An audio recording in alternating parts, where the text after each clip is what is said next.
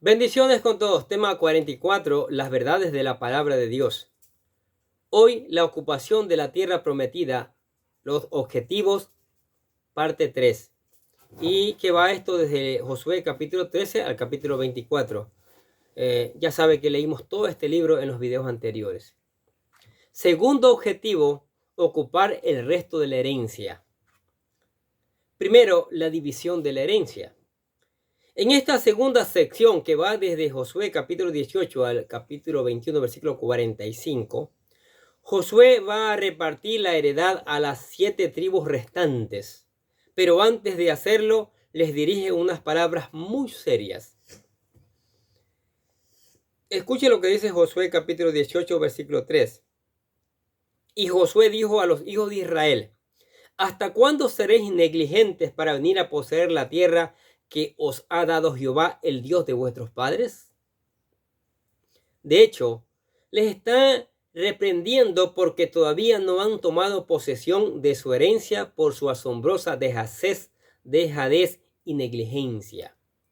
Era algo incomprensible que, habiendo sido esclavos en Egipto y siendo ahora libres y teniendo ante de sí una rica herencia por la que habían tenido que luchar tanto, sin embargo, no hicieran el más mínimo esfuerzo por entrar a poseerla. Quizá para ellos había sido relativamente fácil seguir a la multitud con el ejército unido, pero cuando llegó el momento de tomar una iniciativa individual, eso les resultó mucho más complicado. O tal vez no estaban dispuestos a pagar el precio de emprender la lucha para tomar la herencia de las manos de sus enemigos. Es cierto que solo Dios puede medir la devoción de su pueblo. No obstante, he observado en más de una ocasión que hay personas que avanzan en el servicio al Señor pase lo que pase, buscando siempre una experiencia más profunda con Él en sus vidas y progresando en su obra, pero que hay otros que por cualquier cosa se molestan y se detienen. Cuando me pregunto el porqué de esto, pienso en las personas que recibieron la carta a los hebreos. El escritor expresa su deseo de decirles mucho más cosas, pero no podía porque se había hecho tardos para oír, y en lugar de darles a comer carne sustanciosa, tenían que seguir dándoles leche como si fueran bebés. El problema no era que fueran cristianos recién convertidos, sino que tenían una especie de enfermedad espiritual que ataca a aquellas personas que no desarrollaron la capacidad de escuchar la palabra de Dios, llegando a convertirles en tardos para oír.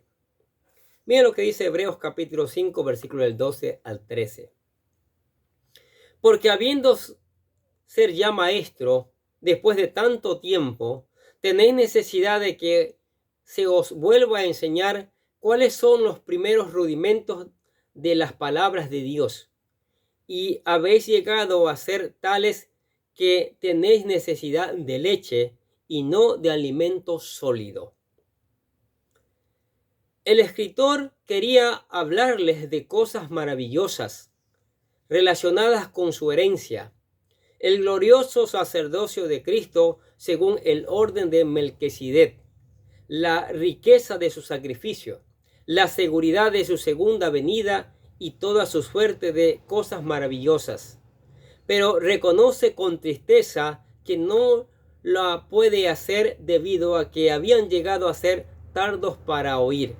Y eso que muchas cosas de los que les tenía que decir las necesitaban para enfrentarse con la oposición que sufrirían en esos momentos.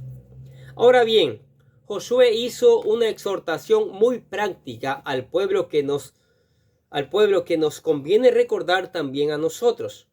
Él puso al pueblo en marcha hacia su herencia. Leamos lo que dice Josué capítulo 18 versículo 4. Señalad 3 varones de cada tribu, para que yo los envíe y que ellos se levanten y recorran la tierra y la describan conforme a sus heredades y vuelvan a mí. En otras palabras, el pueblo tenía que hacer algo bien práctico: sacar sus cuadernos, ir a delinear la tierra, tomar medidas, confeccionar mapas y después volver a Josué para que les repartiera las heredades. Seguro que si Josué estuviera con nosotros en el día de hoy, diría algo muy similar, porque nosotros también tenemos una vasta herencia descrita en la palabra de Dios que debemos conocer, investigar, describir, explorar sistemáticamente. No podemos conformarnos con menos ni tampoco ser negligentes para entrar a conocer las maravillas de nuestra heredad. Pues bien, el pueblo atendió a Josué. Volvieron con los mapas de su herencia ya hechos y la tierra fue distribuida a suertes delante del Señor. De la misma forma, Dios también reparte sus dones entre los hombres como Él quiere, según su soberana voluntad y actividad. Pero una cosa es tener un don y otra muy distinta usarlo. De la misma manera que hay una herencia para todo el pueblo de Dios, pero no todos la emplean de la misma manera. Que el Señor nos ayude para no ser negligentes en cuanto a la posesión de nuestra herencia. Qué maravilloso, ¿no es cierto? 2. El fin del reparto. Finalmente, las 7 tribus escucharon la exhortación de Josué y con esto se terminó el reparto de la herencia a todo el pueblo de Israel. Fijémonos en el tono de triunfo.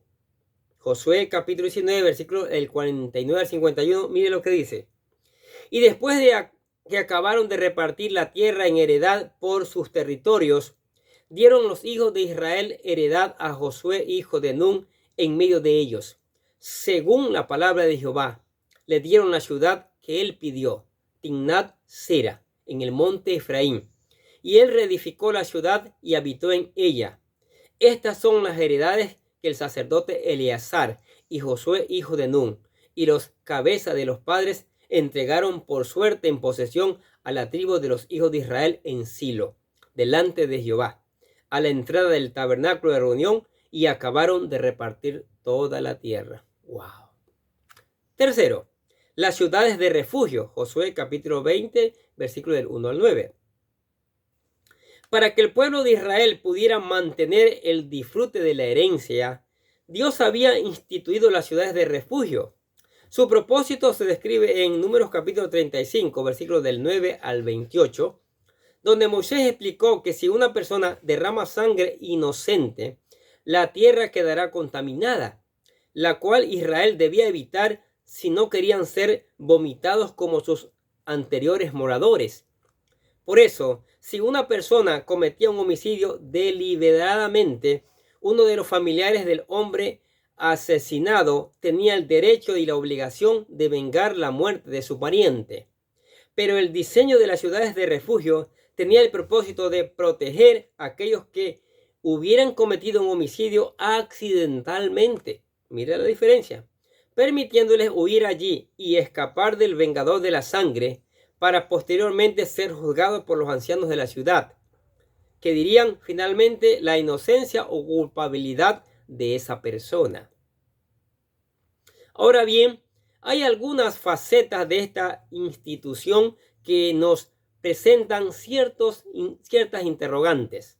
Por ejemplo, si una persona cometió homicidio involuntario y era declarado inocente por los ancianos, no se le permitía volver inmediatamente a la ciudad de origen.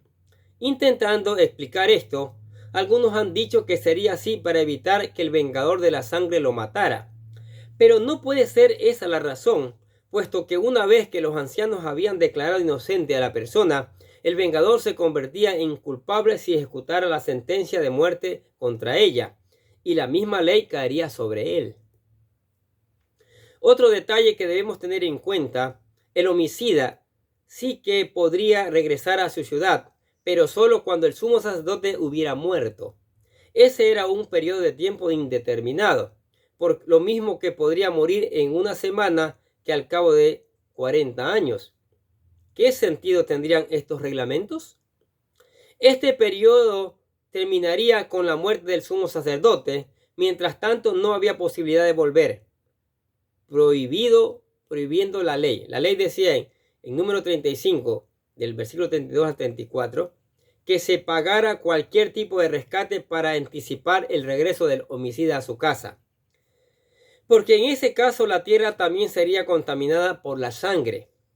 Por tanto, no era solo la necesidad de reconocer los daños hechos a la otra familia, sino también de evitar la contaminación de la tierra. Ahora bien, seguimos preguntándonos qué tenía que ver la muerte del sumo sacerdote con la liberación del hombre de la ciudad de refugio.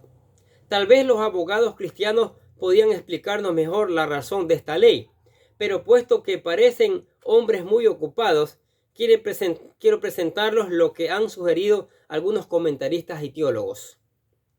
Ellos señalan que en la descripción de la vestidura del sumo sacerdote se incluía una lámina de oro puro que se colocaba en la frente con la inscripción Santidad a Jehová.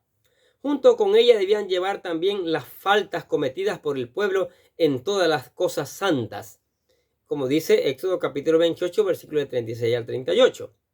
Cuando el sumo sacerdote moría, se entendía que se hacía borrón y cuenta nueva de todas las acusaciones y los problemas que hubieran surgido durante su ministerio, dando lugar también a que el homicida involuntario pudiera regresar a su casa.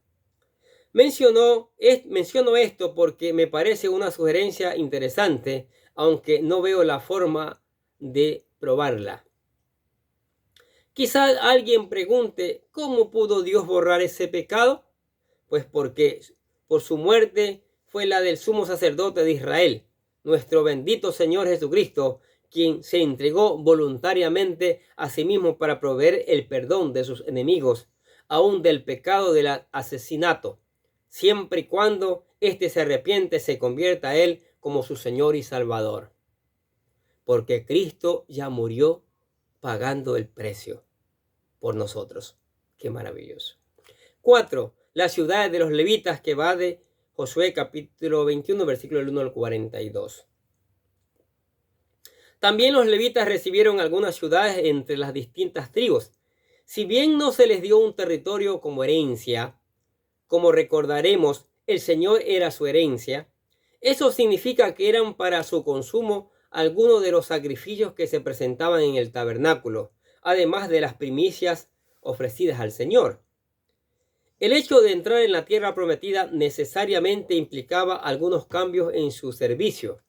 Mientras estuvieran en el desierto, hacían falta muchos levitas para realizar el trabajo continuo de montar y desmontar el tabernáculo, además de su transporte y el trabajo diario de presentar los diferentes sacrificios. Pero una vez que el tabernáculo quedó instalado definitivamente en Silo, ya no era necesaria tanta mano de obra en ese servicio. De modo que fueron divididos en compañías y repartidos por varias ciudades, teniendo la obligación de servir en el tabernáculo por turnos. Esas ciudades a las que fueron a vivir llegarían a ser conocidas como las ciudades de los levitas. Las tribus debían cederles alrededor de las ciudades unos terrenos de cultivos llamados ejidos que ayudarían a su mantenimiento. De esa forma, todas las tribus tenían que conceder algo de su herencia para el mantenimiento de los levitas y su servicio, garantizando así el servicio en el tabernáculo. En realidad no era tanto que, después de haber recibido una herencia tan grande, los israelitas cedieran una parte para el servicio a Dios. De hecho, Pablo usa un argumento similar en 1 Corintios capítulo 9, versículos de 11 al 13. Escuche lo que dice. Si nosotros sembramos entre vosotros lo espiritual, ¿es gran cosa si segaremos de vosotros lo material? ¿No sabéis que los que trabajan en las cosas sagradas comen del templo y los que sirven del altar participan? 5. La herencia de Dios. Josué capítulo 21, versículos del 43 al 45. Cuando llegamos al final de esta segunda sección, notamos el tono de triunfo por el hecho de que todas las tribus ya tenían su herencia y asimismo los levitas entre ellos. Leamos Josué capítulo 21, versículos 43 al 45. Dice: Pero es de esta manera dio Jehová a Israel toda la tierra que había jurado dar a sus padres, y la poseyeron y habitaron en ella. Y Jehová les dio reposo alrededor conforme a todo lo que había jurado a sus padres, y ninguno de todos sus enemigos pudo hacerle frente, porque Jehová entregó en sus manos a todos sus enemigos. No faltó palabra de todas las buenas promesas que Jehová había hecho a la casa de Israel. Todo se cumplió. ¡Wow! ¡Qué maravilloso! Pero no solo Israel recibió su herencia, sino lo que aún es más, Dios mismo recibió también la suya, porque como sabemos a través de la Escritura, la herencia de Dios es su pueblo, como Pablo oraba para que los creyentes pudieran llegar a comprender más completamente este hecho. Dice Efesios capítulo 1, versículo 18 lo siguiente: alumbrando los ojos de vuestro entendimiento, para que sepáis cuál es la esperanza a que Él os ha llamado, y cuáles las riquezas de la gloria de su herencia a los santos. Sin duda es algo extraordinario pensar que nosotros podamos llegar a ser algo de valor para Dios y que la herencia que Él tiene en sus santos sea tan rica y gloriosa. Necesitamos, por lo tanto, que nuestros ojos sean abiertos para poder ver con mayor claridad y entendiendo bien las implicaciones que esto tiene en nuestro trato con los hermanos. Más adelante, Pablo oraba por la continuidad del Espíritu Santo entre creyentes. Leamos lo que dice Efesios capítulo 3, versículos 16 al 19. Para que os dé, conforme a la riqueza de su gloria, el ser fortalecidos en poder en el hombre interior por el Espíritu, para que habite Cristo por la fe en vuestros corazones, a fin de que, arraigados y cimentados en amor, seáis plenamente capaces de comprender con todos los santos cuál sea la anchura, la longitud, la profundidad y la altura, y de conocer el amor de Cristo. Notemos cómo esta obra del Espíritu Santo que se desarrolla en cada creyente debe llevarse a cabo con todos los santos. Esta es precisamente la nota de triunfo que encontramos cuando llegamos hacia el final del libro de Josué y leemos que todas las tribus recibieron su herencia y el Señor la suya. No olvidemos, por tanto, que el elevado propósito de entender plenamente todo lo que Dios ha preparado para nosotros en Cristo se lleva a cabo con todos los santos, dice, contribuyendo cada uno conforme el Señor le da. ¡Wow! ¡Qué maravilloso! Seguimos aprendiendo, ¿no? Los propósitos, los objetivos, cómo Dios va cumpliendo todo lo que prometió, en este caso al pueblo de Israel, cómo Dios quiere cumplir todo lo que Él ha prometido al ser humano. Y lo más importante, la vida eterna. Por eso entregó a su Hijo Jesucristo para que seamos salvos. Y hay que aceptarlo a Él. Por eso nosotros hemos tejido una oración que le llamamos la oración de fe, para que usted venga, la acepte. Acepte a Cristo, ¿sí? Con todo su corazón. Repita la oración, por favor. Dice: querido Dios, sé que soy un pecador y que nada de lo que hago puede hacerme ganar el cielo o la vida eterna. Creo que Jesucristo murió por mí, derramando su sangre para lavar todos mis pecados para ser redimido, y que se levantó de la tumba al tercer día. Ahora mismo lo recibo como mi Salvador personal, confiando solamente en Él como mi único camino al cielo. Señor Jesús, séllame y lléname con tu Espíritu Santo y escribe mi nombre en el libro de la vida para ser salvo. Y decimos gracias, amado Padre Celestial, por regalarme la vida eterna. ¡Wow! Maravilloso. Aceptó a Cristo. Ahora lea la palabra, léala, estúdiela, dígale al Espíritu Santo que le dé entendimiento y después para aplicarla y para predicarla. Ore al Señor, canta alabanzas y venga a la iglesia para seguir aprendiendo. Amén. Oremos. Gracias, Padre, te damos por esta palabra maravillosa. Gracias te damos por esta palabra que cada día nos enseña. Hemos visto que tú le prometiste la tierra prometida a Israel y se la concediste. Hemos visto que tú has regalado la vida eterna a todo aquel que te acepta, y eso tú lo cumplirás, Padre Santo. Y por eso te alabamos y te damos gracias. Te bendecimos en el nombre del Señor Jesucristo. Y pedimos que tu Espíritu Santo lleve esta palabra por todos los rincones y esta palabra se ponga en práctica para gloria de tu nombre y para testimonio del mundo. Y que dé un resultado increíble, Señor. Bendito seas. Bendita sea tu palabra, Señor. Y que germine en el nombre de Jesucristo. Y decimos amén. Los bendecimos a ustedes que escuchan la palabra de Dios. Sigamos escuchando la palabra. Sigamos poniendo en práctica la palabra. Sigamos reenviando a otros. Nosotros de acá les deseamos que tengan un día, pero lleno de bendiciones.